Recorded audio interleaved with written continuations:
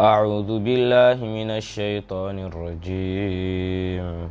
بسم الله الرحمن الرحيم. سبحان الذي أسرى بعبده ليلا من المسجد الحرام إلى المسجد الأقصى الذي باركنا حوله لنريه من آياتنا إنه هو السميع البصير. وآتينا موسى الكتاب وجعلناه هدى لبني إسرائيل ألا تتخذوا من دوني وكيلا ذرية من حملنا مع نوح إنه كان عبدا شكورا. وقضينا إلى بني إسرائيل في الكتاب لتفسدن في الأرض مرتين ولتعلن علوا كبيرا. فإذا جاء وعد أولاهما بعثنا عليكم عبادا لنا أولي بأس شديد فجاسوا خلال الديار وكان وعدا مفعولا. ثم رددنا لكم الكرة عليهم وأمددناكم بأموال وبنين وجعلناكم أكثر نفيرا. إن أحسنتم أحسنتم لأنفسكم وإن أسأتم فلها. فإذا جاء وعد الآخرة ليسوءوا وجوهكم وليدخلوا المسجد كما دخلوه أول مرة وليتبروا ما علوا تتبيرا. عسى ربكم أن يرحمكم وإن عدتم عدنا وجعلنا جهنم للكافرين حصيرا. إن هذا القرآن يهدي للتي هي أقوم ويبشر المؤمنين الذين يعملون الصالحات أن لهم أجرا كبيرا وأن الذين لا يؤمنون بالآخرة أعتدنا لهم عذابا أليما. ويدعو الإنسان بالشر دعاءه بالخير وكان الإنسان عجولا. وجعلنا الليل والنهار آيتين فمحونا آية الليل وجعلنا آية النهار مبصرة لتبتغوا فضلا من ربكم ولتعلموا عدد السنين والحساب وكل شيء فصلناه تفصيلا. وكل إنسان ألزمناه طائره في عنقه ونخرج له يوم القيامة كتابا يلقاه منشورا. اقرأ كتابك كفى بنفسك اليوم عليك حسيبا. من اهتدى فإنما يهتدي لنفسه ومن ضل فإنما يدل عليها ولا تزر وازرة وزر أخرى وما كنا معذبين حتى نبعث رسولا. وإذا أردنا أن نهلك قرية أمرنا متر فيها ففسقوا فيها فحق عليها القول فدمرناها تدميرا. وكم أهلكنا من القرون من بعد نوح وكفى بربك بذنوب عباده خبيرا بصيرا. من كان يريد العاجلة عجلنا له فيها ما نشاء لمن نريد ثم جعلنا له جهنم يصلاها مذموما مدحورا. ومن أراد الآخرة وسعى لها سعيها وهو مؤمن فأولئك كان سعيهم مشكورا. كلا نمد هؤلاء وهؤلاء من عطاء ربك وما كان عطاء ربك محذورا. انظر كيف فضلنا بعضهم على بعض وللآخرة أكبر درجات وأكبر تفضيلا. لا تجعل مع الله إلها آخر فتقعد مذموما مخذولا. وقضى ربك ألا تعبدوا إلا إياه وبالوالدين إحسانا. إما يبلغن عندك الكبر أحدهما أو كلاهما فلا تكن لهما أف ولا تنهرهما وقل لهما قولا كريما. واخفض لهما جناح الذل من الرحمة وقل رب ارحمهما كما ربياني صغيرا. ربكم أعلم بما في نفوسكم إن تكونوا صالحين فإنه كان للأوابين غفورا. وآت ذا القربى حقه والمسكين وابن السبيل ولا تبذر تبذيرا إن المبذرين كانوا إخوان الشياطين وكان الشيطان لربه كفورا وإما تعرضن عنهم ابتغاء رحمة من ربك ترجوها فقل لهم قولا ميسورا ولا تجعل يدك مغلولة إلى عنقك ولا تبسطها كل البسط فتقعد ملوما محسورا إن ربك يبسط الرزق لمن يشاء ويقدر إنه كان بعباده خبيرا بصيرا ولا تقتلوا أولادكم خشية إملاق نحن نرزقهم وإياكم إن قتلهم كان خطأ كبيرا ولا تقربوا الزنا إنه كان فاحشة وساء سبيلا ولا تقتلوا النفس التي حرم الله إلا بالحق ومن قتل مظلوما فقد جعلنا لوليه سلطانا فلا يسرف في القتل إنه كان منصورا ولا تقربوا مال اليتيم إلا بالتي هي أحسن حتى يبلغ أشده وأوفوا بالعهد إن العهد كان مسؤولا وأوفوا الكيل إذا كلتم وزنوا بالقسطاس المستقيم ذلك خير وأحسن تأويلا ولا تقف ما ليس لك به علم إن السمع والبصر والفؤاد كل أولئك كان عنه مسؤولا ولا تمشي في الأرض مرحا إنك لن تخرق الأرض ولن تبلغ الجبال طولا كل ذلك كان سيئه عند ربك مكروها ذلك مما أوحى إليك ربك من الحكمة ولا تجعل مع الله إلها آخر فتلقى في جهنم ملوما مدحورا أفأصفاكم ربكم بالبنين واتخذ من الملائكة إناثا إنكم لتقولون قولا عظيما ولقد صرفنا في هذا القرآن ليذكروا وما يزيدهم إلا نفورا قل لو كان معه آلهة كما يقولون إذا لابتغوا إلى ذي العرش سبيلا سبحانه وتعالى عما يقولون علوا كبيرا تسبح له السماوات السبع والأرض ومن فيهن وإن من شيء إلا يسبح بحمده ولكن لا تفقهون تسبيحهم إنه كان حليما غفورا وإذا قرأت القرآن جعلنا بينك وبين الذين لا يؤمنون بالآخرة حجابا مستورا وجعلنا على قلوبهم أكنة أن يفقهوه وفي آذانهم وقرا وإذا ذكرت ربك في القرآن وحده ولوا على أدبارهم نفورا نحن أعلم بما يستمعون به إذ يستمعون إليك وإذ هم نجوى إذ يقول الظالمون إن تتبعون إلا رجلا مسحورا انظر كيف ضربوا لك الأمثال فضلوا فلا يستطيعون سبيلا فقالوا أئذا كنا عظاما ورفاتا أئنا لمبعوثون خلقا جديدا قل كونوا حجارة أو حديدا أو خلقا مما يكبر في صدوركم فسيقولون من يعيدنا قل الذي فطركم أول مرة فسينجدون إليك رؤوسهم ويقولون متاه قل عسى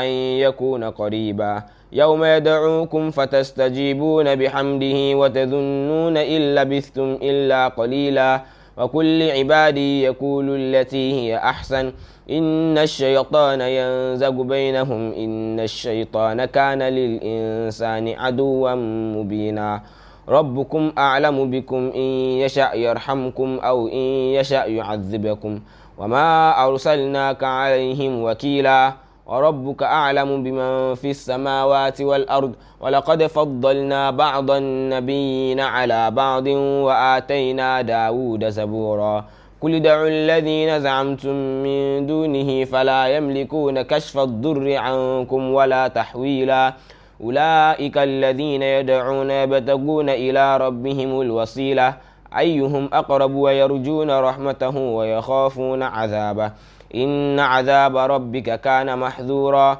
وإن من قرية إلا نحن مهلكوها قبل يوم القيامة أو معذبوها عذابا شديدا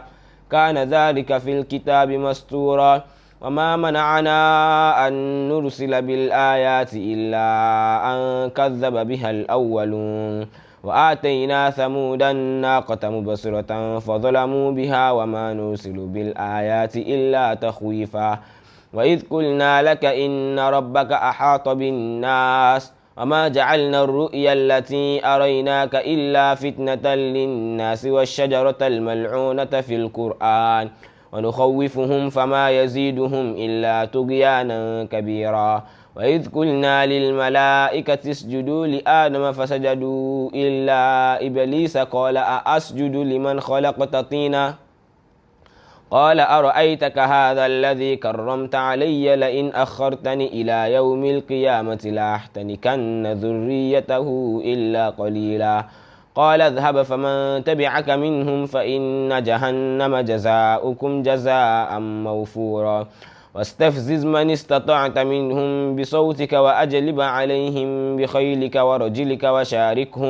وشاركهم في الأموال والأولاد وعدهم وما يعدهم الشيطان إلا غرورا إن عبادي ليس لك عليهم سلطان وكفى بربك وكيلا ربكم الذي يزجي لكم الفلك في البحر لتبتغوا من فضله إنه كان بكم رحيما وإذا مسكم الضر في البحر ضل من تدعون إلا إياه فلما نجاكم إلى البر أعرضتم وكان الإنسان كفورا أفأمنتم أن يخسف بكم جانب البر أو يرسل عليكم حاصبا ثم لا تجدوا لكم وكيلا أم أمنتم أن يعيدكم فيه تارة أخرى فيرسل عليكم قاصفا من الريح فيغرقكم بما كفرتم ثم لا تجدوا لكم علينا به تبيعا ولقد كرمنا بني آدم وحملناهم في البر والبحر ورزقناهم من الطيبات وفضلناهم على كثير ممن خلقنا تفضيلا يوم ندعو كل أناس بإمامهم فمن أوتي كتابه بيمينه فأولئك يقرؤون كتابهم ولا يظلمون فتيلا ومن كان في هذه أعمى فهو في الآخرة أعمى وأضل سبيلا وإن كادوا ليفتنونك عن الذي أوحينا إليك لتفتري علينا غيره وإذا لاتخذوك خليلا ولولا أن ثبتناك لقد كدت تركن إليهم شيئا قليلا إذا لأذقناك ضعف الحياة وضعف الممات ثم لا تجد لك علينا نصيرا وإن كادوا ليستفزونك من الأرض ليخرجوك منها وإذا لا يلبثون خلافك إلا قليلا سنة من قد أرسلنا قبلك من رسلنا ولا تجد لسنتنا تحويلا أقم الصلاة لدلوك الشمس إلى غسق الليل وقرآن الفجر إن قرآن الفجر كان مشهودا ومن الليل فتهجد به نافلة لك عسى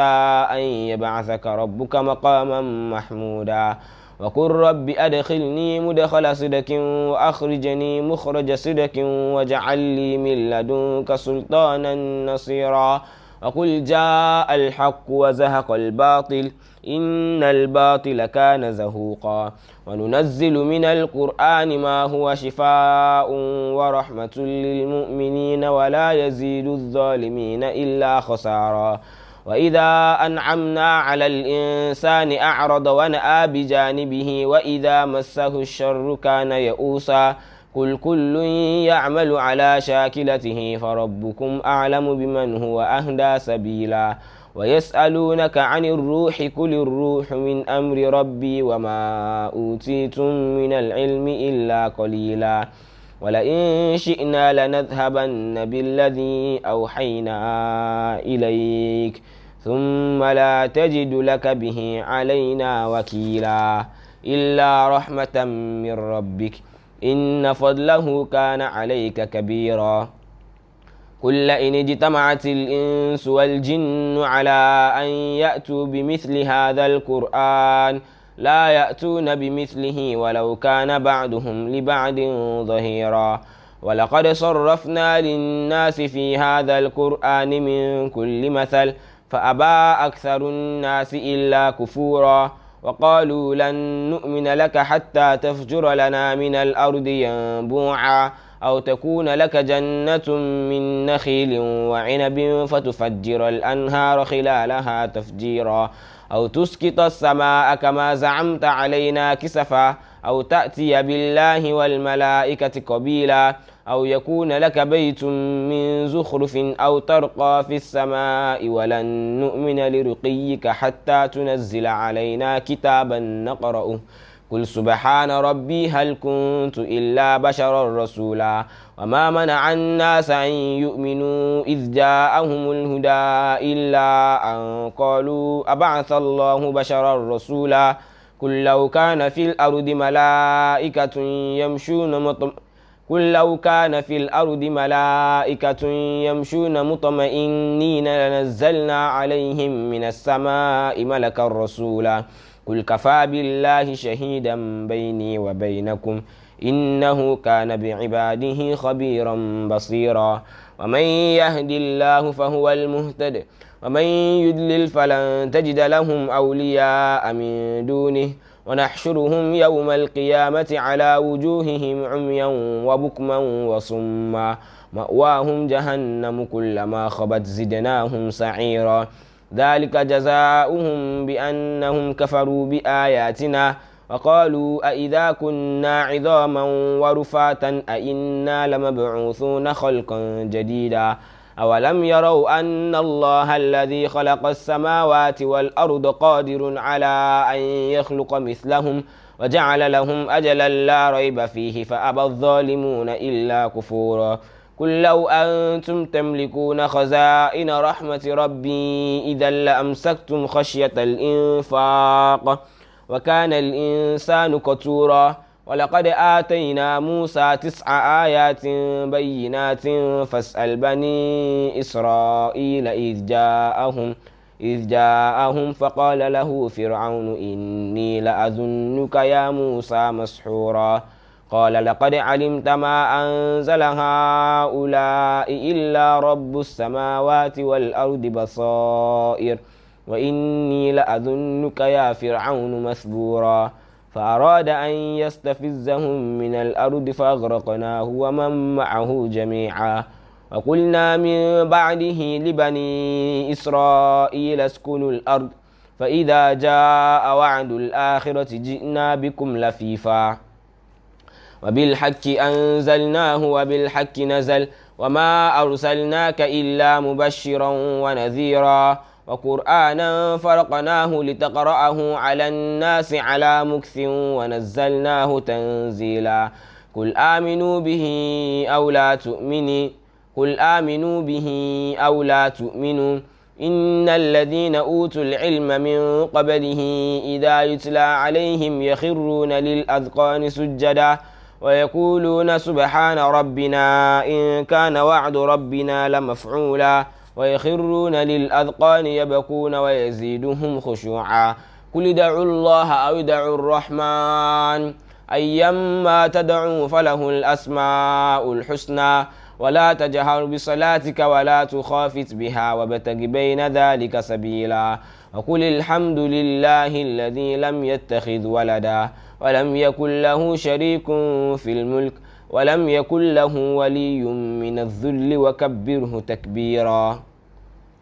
بسم الله الرحمن الرحيم الحمد لله الذي أنزل على عبده الكتاب ولم يجعل له عوجا قيما لينذر بأسا شديدا من لدنه ويبشر المؤمنين الذين يعملون الصالحات أن لهم أجرا حسنا ماكثين فيه أبدا وينذر الذين قالوا اتخذ الله ولدا ما لهم به من علم ولا لآبائهم كبرت كلمة تخرج من أفواههم إن يقولون إلا كذبا فلعلك باخئ نفسك على آثارهم إن لم يؤمنوا بهذا الحديث أسفا إنا جعلنا ما على الأرض زينة لها لنبلوهم أيهم أحسن عملا وإنا لجاعلون ما عليها صعيدا جرزا أم حسبت أن أصحاب الكهف والرقيم كانوا من آياتنا عجبا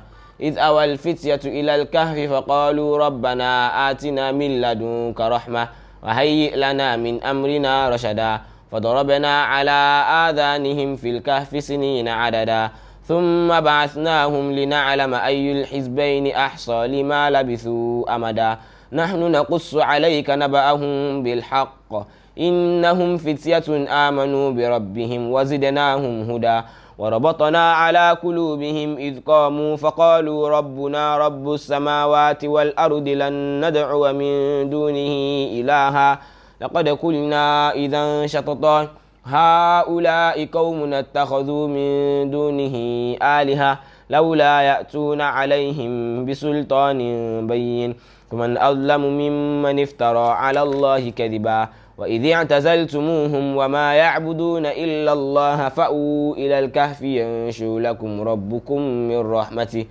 ويهيئ لكم من أمركم مرفقا وترى الشمس إذا طلعت تزاور عن كهفهم ذات اليمين وإذا غربت تقرضهم ذات الشمال وهم في فجوة من ذلك من آيات الله من يهدي الله فهو المهتد ومن يضلل فلن تجد له وليا مرشدا وتحسبهم أيقاظا وهم ركود ونقلبهم ذات اليمين وذات الشمال وكلبهم باسط ذراعيه بالوصيد لو اطلعت عليهم لوليت منهم فرارا ولملئت منهم رعبا وكذلك بعثناهم ليتساءلوا بينهم قال قائل منهم كم لبثتم قالوا لبثنا يوما أو بعض يوم قالوا ربكم أعلم بما لبثتم فابعثوا أحدكم بورككم هذه إلى المدينة فلينظر أيها أزكى طعاما فليأتكم برزق منه وليتلطف ولا يشعرن بكم أحدا إنهم إن يظهروا عليكم يرجموكم أو يعيدوكم في ملتهم ولن تفلحوا إذا أبدا وكذلك أعثرنا عليهم ليعلموا أن وعد الله حق وأن الساعة لا ريب فيها إذ يتنازعون بينهم أمرهم فقالوا بنوا عليهم بنيانا ربهم أعلم بهم قال الذين غلبوا على أمرهم لنتخذن عليهم مسجدا سيقولون ثلاثة رابعهم كلبهم ويقولون خمسة سادسهم كلبهم رجما بالغيب ويقولون سبعة وثامنهم كلبهم قل ربي أعلم بعدتهم ما يعلمهم إلا قليل فلا تمار فيهم إلا مراء ظاهرا ولا تستفت فيهم منهم أحدا ولا تقولن لشيء إني فاعل ذلك غدا إلا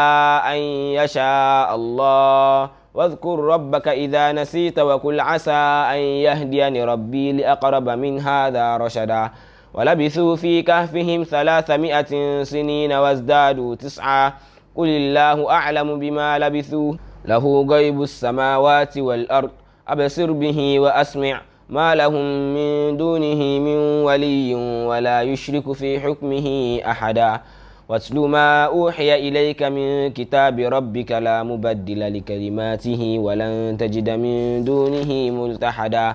واصبر نفسك مع الذين يدعون ربهم بالغداة والعشي يريدون وجهه ولا تعد عيناك عنهم تريد زينة الحياة الدنيا ولا تطع من أغفلنا قلبه عن ذكرنا واتبع هواه وكان أمره فرطا وقل الحق من ربكم فمن شاء فليؤمن ومن شاء فليكفر إنا أعتدنا للظالمين نارا أحاط بهم سرادقها وإن يستغيثوا يغاثوا بماء كالمهل يشوي الوجوه بئس الشراب وساءت مرتفقا إن الذين آمنوا وعملوا الصالحات إنا لا نضيع أجر من أحسن عملا أولئك لهم جنات عدن تجري من تحتهم الأنهار يحلون فيها من أساور من ذهب ويلبسون ثيابا خضرا من سندس واستبرق متكئين فيها على الأرائك نعم الثواب وحسنت مرتفقا واضرب لهم مثل الرجلين جعلنا لأحدهما جنتين من أعناب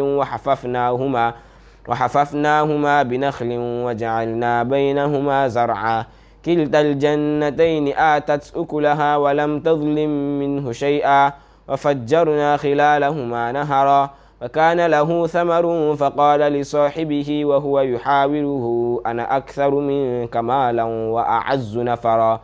ودخل جنته وهو ظالم لنفسه قال ما أظن أن تبيد هذه أبدا وما أظن الساعة قائمة ولئن رددت إلى ربي لأجدن خيرا منها منقلبا قال له صاحبه وهو يحاوره أكفرت بالذي خلقك من تراب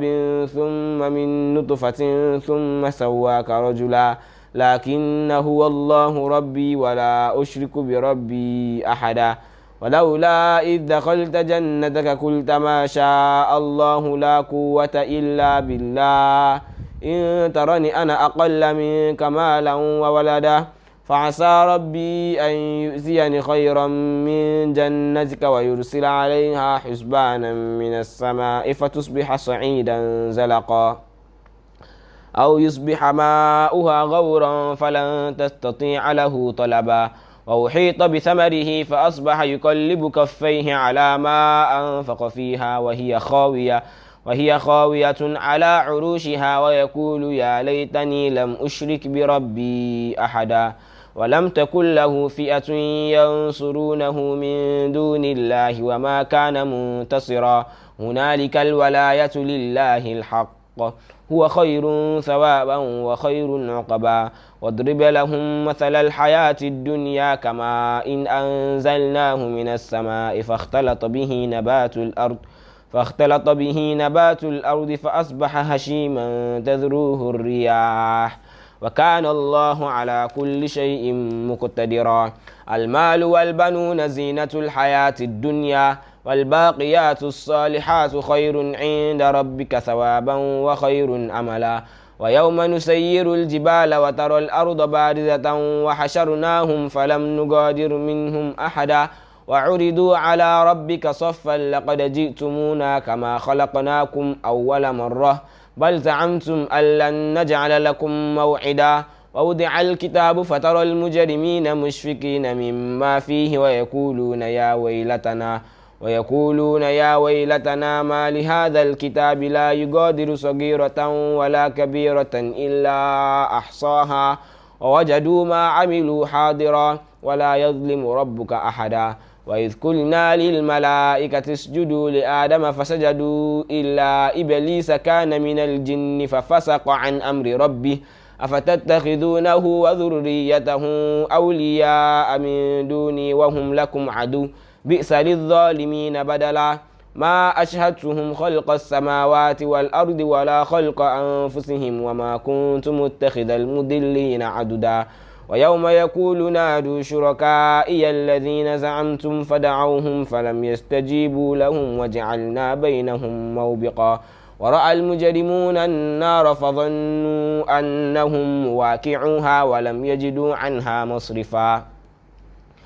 ولقد صرفنا في هذا القرآن للناس من كل مثل وكان الإنسان أكثر شيء جدلا وما منع الناس أن يؤمنوا إذ جاءهم الهدى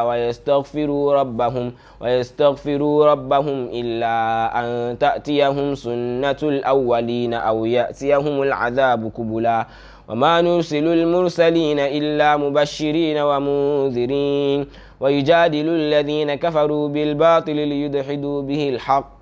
واتخذوا آياتي وما أنذروا هزوا ومن أظلم ممن ذكر بآيات ربه فأعرض عنها ونسي ما قدمت يداه إنا جعلنا على قلوبهم أكنة أن يفقهوه وفي آذانهم وقرا وإن تدعوهم إلى الهدى فلن يهتدوا إذن أبدا وربك الغفور ذو الرحمة لو يؤاخذهم بما كسبوا لعجل لهم العذاب بل لهم موعد لن يجدوا من دونه موئلا وتلك القرى أهلكناهم لما ظلموا وجعلنا لمهلكهم موعدا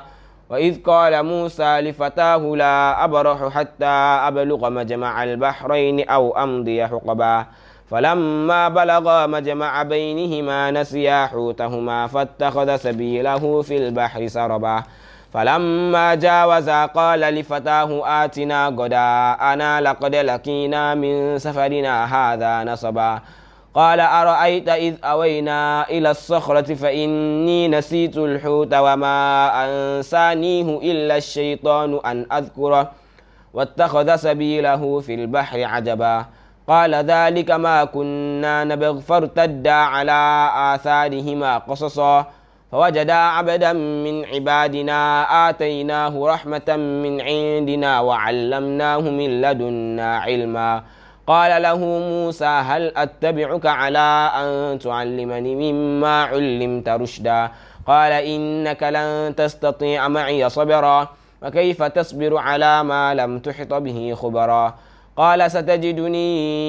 إن شاء الله صابرا ولا أعصي لك أمرا قال فإن اتبعتني فلا تسألني عن شيء حتى أحدث لك منه ذكرا فانطلقا حتى إذا ركبا في السفينة خرقها قال أخرقتها لتغرق أهلها لقد جئت شيئا إمرا قال ألم أقل إنك لن تستطيع معي صبرا قال لا تؤاخذني بما نسيت ولا ترهقني من أمري عسرا فانطلقا حتى إذا لقيا غلاما فقتله قال أقتلت نفسا زكية بغير نفس لقد جئت شيئا نكرا